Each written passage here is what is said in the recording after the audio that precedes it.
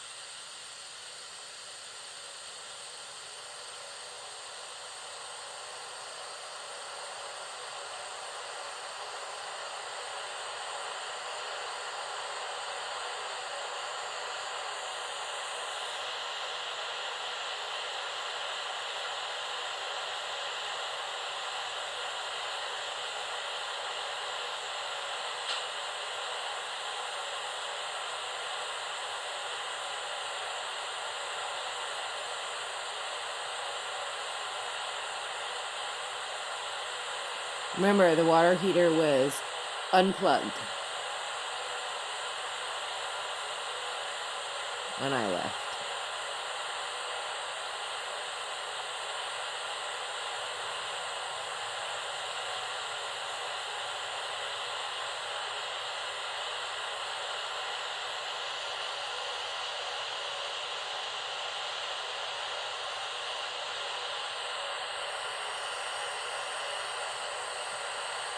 So I'm going to stop it. I'll keep listening to it. I'm going to listen to the whole thing. We'll see. Sometimes they fuck up. They say shit. They get heard. You know, you try to get the cops to listen to these things. You see how tedious this is. You know, like I literally have to listen to every minute of it to be able to catch noises, because the cops seem to think when I say I have an audio recording of people in my house that it's like people going, hey, we're here, we're breaking into Michelle's house. Hi, my name is blah, blah, blah, and I'm a criminal, and I'm going to put some gas in the house. I mean, you know, no, these guys are professionals. They have an audio recorder, an audio jammer. They're prepared. And they did that as soon as they started realizing I was using these, which is years now. Started using them in Portland. Got a girl on there talking right next to the recorder inside my house. Gave that to the feds. They didn't find anything interesting about that. The police said it was somebody outside and the windows were open. And I was like, first of all, the windows are painted shut. This isn't my house, but they're painted shut. And I didn't open those windows in that house for probably the next 5 months because it was cold.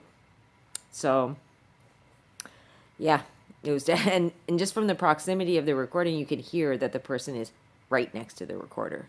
But after that, they learned, they adjusted, they used audio jammers, and yeah, they try not to talk very much. You can kind of hear stuff if you really listen. You can hear distant voices, but sometimes it's right there. Like I think the other night when they were raping me, and then maybe I stopped breathing. Maybe I started to asphyxiate. Not really sure, but some guy was saying a bunch of stuff and he seemed a bit panicked. So, there you go.